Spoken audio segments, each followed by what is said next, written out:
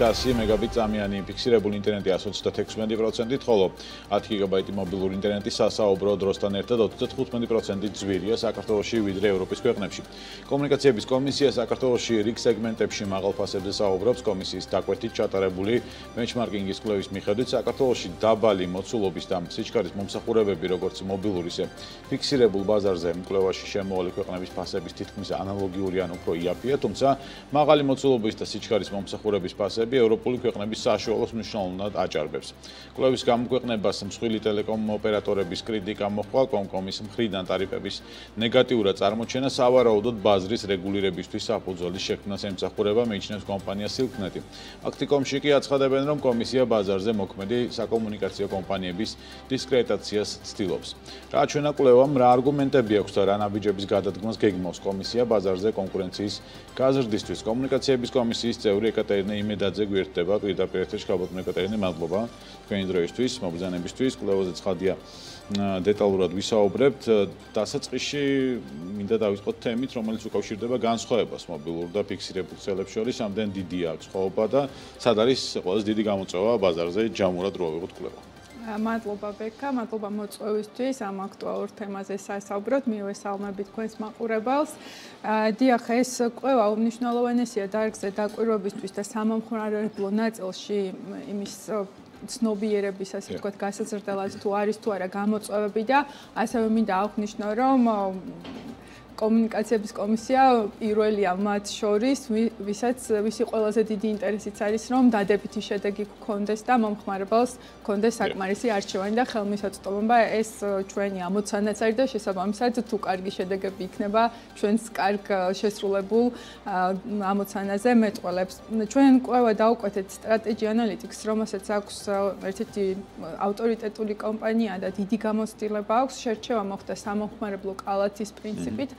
და ეს კალათები ნახლდება წლიდან წლამდე, იმიტომ რომ მომხმარებლის ქცევა ციფრულ სამყაროში იქცევა გაზრდილია ონლაინ სივრცეში დრო, შესაბამისად მნიშვნელოვანია, რომ ქვეყნის ეკონომიკური განვითარების ერთ-ერთი, ასე ვთქვათ, მიმართულება, ინდიკატორი გახდა უკვე ციფრულის ნაწილი, ამიტომ ვიკვლევთ ამ ინდექსებს, მათ შორის გლობალურ კონტექსტში, ხოლო რა თქმა უნდა, ამოცანის კონტექსტში, კონკურენციის ნაწილში რამდენად შეზღუდული არჩევანი ამ ნაწილშიც ვიკვლევთ. შედეგები, რომ ვისაუბროთ მობილურ და ფიქსირებულ ბაზარზე, საკმაოდ გავს, ასე ვთქვათ, შეთავაზებების მოცულობა, მობილურ შემთხვევაში მოცულობა versus ფასი და ფიქსირებულ შემთხვევაში სიჩქარე, მიწოდებული სიჩქარე ფასი, ქცევა, ანუ დაბალ მოცულობაზე და დაბალ სიჩქარეზე არის ფასები ახლოს ევროპულთან, შესწავლილი იყო 22 ქვეყანა ევროკავშირის დამატებული ბრიტანეთი, რომლებიც არიან ეკონომიკური თანამშრომლობის და განვითარების ორგანიზაციის წევრი ქვეყნები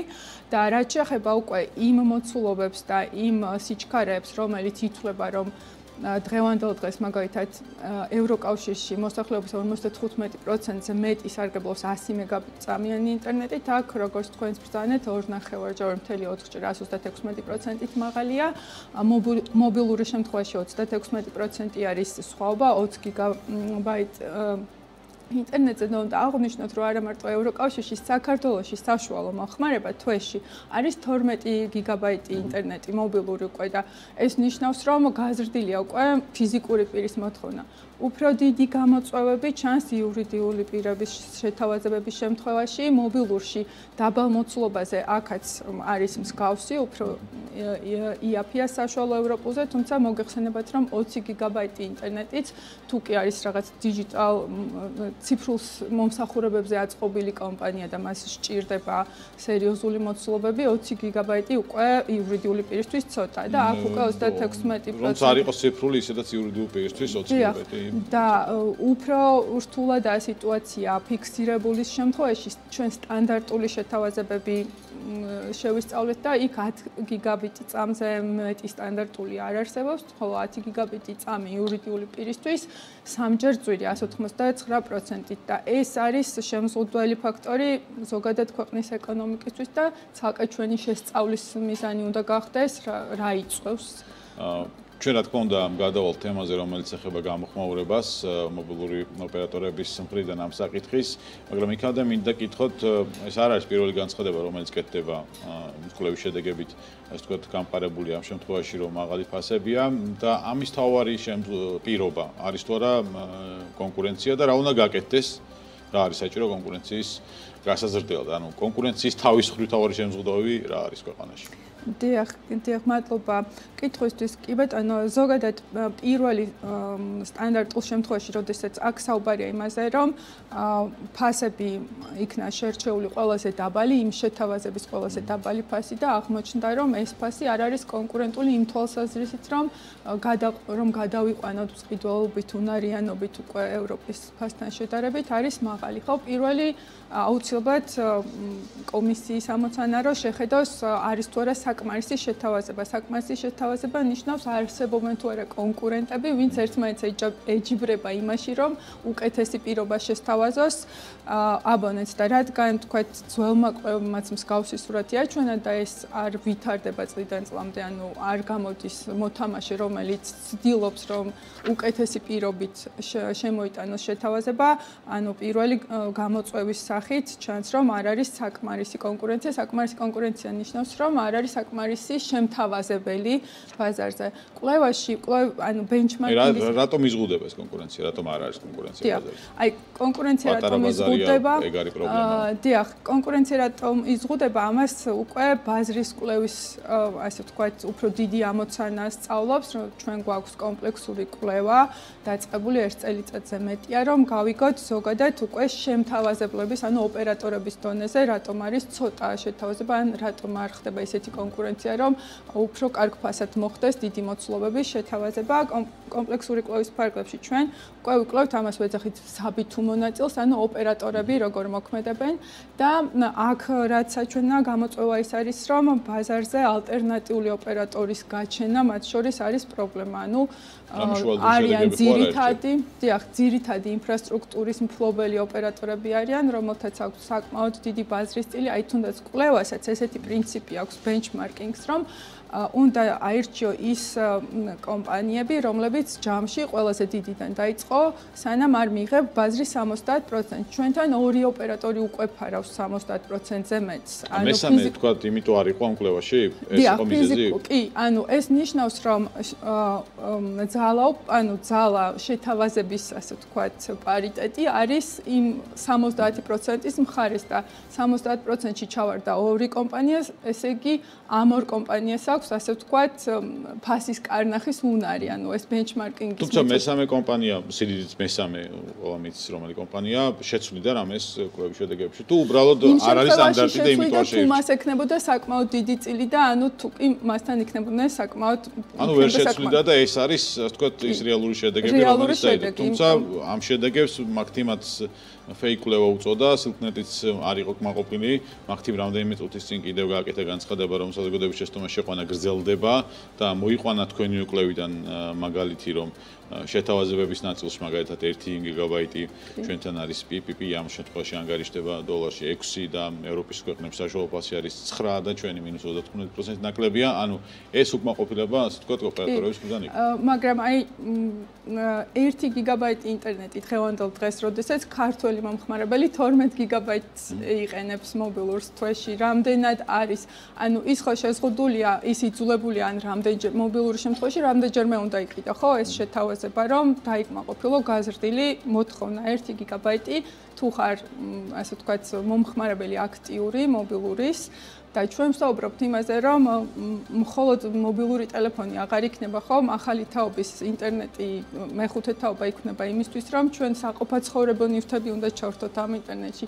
ერთი მომხმარებელი მრავლდება უკვე ათეულ ჩართულ საგნების ინტერნეტზე, ხომ? აი ამ შემთხვევაში ხომ წარმოგიდგენიათ, რამდენად გაიზრდება კიდევ სამეურნეო ნაწილში მოთხოვნა და მით უმეტეს გაიზრდება იურიდიულ ნაწილში, თუ კი მით უმეტეს ჩვენ ვსაუბრობთ, რომ გვინდა რომ ციფრული ეკონომიკა იყოს ძლიერი ჩვენ ქვეყანაში, ეს არის ძალიან კარგი ნიშა, სადაც სოფლიოში ბევრი ქვეყანა პატარა ზომის ეკონომიკები ზუსტად იბრძვიან იმისთვის, იმიტომ რომ ციფრულს არ აქვს შეზღუდვა, 100-ჯერ იზრდება ჩართული მოწყობილობის რაოდენობა. აქ ორი მიმართულება შეიძლება იყოს კიდევ საინტერესო. ერთი არის ხარისხის ნაწილი. ერთი რაფას ვიხდი მე ამაში და შემდეგი თავარი თემა ალბათ ერთ-ერთი არის რა ხარისხი მომეწოდება. დაპირებული ხარისხი არის თუ არა ეს. და მეორე საკითხი თავად კომპანიებს რამდენად ძვირი უჩნდებათ ამ ინტერნეტის, ასე ვთქვათ, ფასწარმოქმნა, ასე ვთქვათ, როგორ ხდება. აი ეს დეტალები რამდენად არის ფასწარმოქმნის ნაწილით კი პასუხობთ პირველ რიგში, ფასწარმოქმნის ნაწილს სწორედ ის კომპლექსური კვლევა სწავლობს, რასაც ჩვენ საბითუმოს ვეძახით, ამ ნაწილში ვუყურებთ ზუსტად თავად, ვთქვათ, საერთაშორისო ინტერნეტ დაკავშირებით რა ფასით ხდება შემოსვლა, ან ზოგადად მათი ინფრასტრუქტურა არსებული რა ხარჯს წარმოქმნის, რომ ვთქვათ, შემდეგ მიაწოდონ აბონენტებს ეს შესწავლა. ანუ დასრულდება ეს კომპლექსური კვლევა, მაშინ გვექნება ამის შედეგი. როდის დაახლოებით რა ვადებთ? ჩვენი გეგმა არის, რომ მეორე კვარტალში, მეორე კვარტალის შუაშიც კი გქონდეს შედეგები, რაც შეეხება ხარისხს, ჩვენ გვაქვს შეამოწმე GST პორტალი და შეუძლია მომხმარებელს რომ შეამოწმოს სიჩქარე და თუმცა ვცდილობთ რომ სახში მიწოდებული ინტერნეტის სიჩქარე ვცდილობთ რომ გაავაუმჯობესოთ ვთქვათ და უფრო ასე თქვი მოქნილი გავხადოთ და ვთქვათ მეტი სერვისებს და ნუ მობილურში ყველას გვაქვს შესაძლებლობა რომ შევამოწმოთ სიჩქარე. მათ შორის ოპერატორების ნაწილიც ამ შემთხვევაში იგივე მარკეტინგ და ინტერნეტი ამბობდა ეს არის წინაპირობა იმის რომ გარკვეული რეგულაციები შემოვიდეს ბაზარზე რა ტიპის შეიძლება იყოს ეს რეგულაციები ცხადია ეს დამოკიდებული იქნება კომპლექსურ კვლევაზეც რომელიც მიმდინარეობს და ამის შემდეგ ალბათ უფრო მარტივი იქნება ამას საუბარი მაგრამ აი რა შეიძლება გარდამტეხი გახდეს ბაზარზე რაზეც კომკომი ფიქრობს დიახ ანუ რეალურად პირიქით არის ჩვენ კომპლექსურ კვლევას ვატარებთ და გვინდოდა გვენახა ამ ნაწილში ხო არ არის ასევე გამოწვევების საცალოს მხარეს ანუ ბენჩმარკინგი ასე ვთქვათ კომპონენტი გახდა და ასე ვთქვათ დაადასტურა ის რაც კომპლექსური კვლევის ფარგლებში პირველადი ინდიკატორები იყო. მთავარი შედეგი რასაც ჩვენ ამ კვლევას ვატარებთ ევროპელი ექსპერტების დახმარებით, ასოცირების შეთანხმების დაფინანსებით და მთლიანად ჩარჩო არის ევროკავშირის ჩარჩო და ხედვა არის ბაზრის გახსნა რაც მანამდე ვახსენე რომ გაჩნდნენ ალტერნატიული ოპერატორები ეს არის მობილური ვირტუალური ოპერატორები თუ ფიქსირებულში არსებული ვირტუალური ოპერატორები, რომლებიც შეძლებენ რომ ინფრასტრუქტურული კონკურენციიდან, ანუ ინფრასტრუქტურაზე მიჯაჭვული, ასე ვთქვათ, ჩვენთან მიწოდება გადავიდეს მომსახურებზე. დღეს ტელეკომი ითვლება, რომ მთლიანად მომსახურებებში სერვისში კონკურენციაზე არის ფოკუსირებული და საქართველოში ჯერ კიდევ მიჯაჭვული ვართ თუ კი ინფრასტრუქტურას ფლობ, მაშინ ხარ მხოლოდ ძირითადი მომწოდებელი და აი ეს არის მიმართულება, რაც ამ მომენტისთვის გვაჩვენა კვლევა. მეორეს მხრივ რაღაც мотиваცია უნდა გქონდეს რომ ეს ინფრასტრუქტურა რომელსაც ფლობ გაუზიარო სპასას. რა мотиваცია შეიძლება გქონდეს ამ შემთხვევაში თუ ბაზრის სიმცირესაც ავიღებთ იგივე თქვა მარკეტის ან სიტყვით. დიახ, ანუ ბაზრის სიმცირეზე ვისაუბრეთ რომ მობილური სერვისების მომხმარებელი გაიზრდება იმიტომ რომ მოწყობილობები უნდა ჩაერთოს. ანუ ამითი რაღაც ინსენტივი უნდა მისცეს შენ მოსახლეობას რომ მათ ჩართოს უკვე ხოჭკუიანი სახლი კონდეს და ასე შემდეგ და მეორე არის რომ რაც თავარია საბითუმო ნაწილში შემოსავალს იღებს ანუ მას შეუძლია მისი ეს ინფრასტრუქტურა გააქირაოს შემოსავალი მიიღოს და ნაკლები დახარჯოს საცალოზე თუ ხარჯავს თუ თulis რომ ბევრს ხარჯავდა და საცალოს ნაწილს უკვე ნიშურად აკეთებენ ეს უფრო მცირე ზომის კომპანიები რომლებიც მთლიანად მომსახურების ნაწილში კონკურენციაზე არიან ფოკუსირებული. უნდა იყოს ინტერესი მათ. და რეგულაციების ასე ვთქვათ გარდამტეხი რა შეიძლება იყოს ბაზარზე მაგას რო დაუბრუნდეთ რა ტიპის შეიძლება იყოს ეს რეგულაცია ვთქვათ იმ შემთხვევაში როცა ბაზრის გახსნაზე და ალტერნატიულ ოპერატორებზე ვირტუალურ ოპერატორზე ვსაუბრობ აქ იქნება წესები და დაშვების წესი რომ რა ვადაში არსებობს გამოსცემა ვთქვათ რა ფასით, ანუ ეს უკვე კვლევის სულ ბოლო ეტაპზე გამოვლინდება, აი ჩვენ ფინანსურ ნაწილს, საინვესტიციო ნაწილსაც როცა შევაფასებთ. მობილურთან ერთად ფიქსირებულზეც განიხილება ვირტუალურ ოპერატორებში. კი, ფიქსირებულშიც არის ძალიან პოპულარული Bitstream-ი ქვია, იქ თუ მე MVNO ქვია, აქ ქვია Bitstream დაშვება, როდესაც ინფრასტრუქტურის ნაწილზე სხვადასხვა წერტილში შეიძლება დაუშვა ოპერატორი, რომელსაც არ აქვს სრულყოფილი ეს ცოტა გრძელვადიანი საკითხია თუ ეს პარალელურად ხდება. დიახ და კი ბატონო და შეჯამებისთვის ცხადია ამ თემას გავაგრძელებთ, კომპლექსური კვლევის შედეგებსაც ველოდებით და ღია, რა თქმა უნდა, ჩვენი ეთერი კომპანიებისთვისაც 2024 წელს მთავარი სტრატეგია კომუნიკაციების კომისიის რა იქნება შეჯამების რომ გითხრით.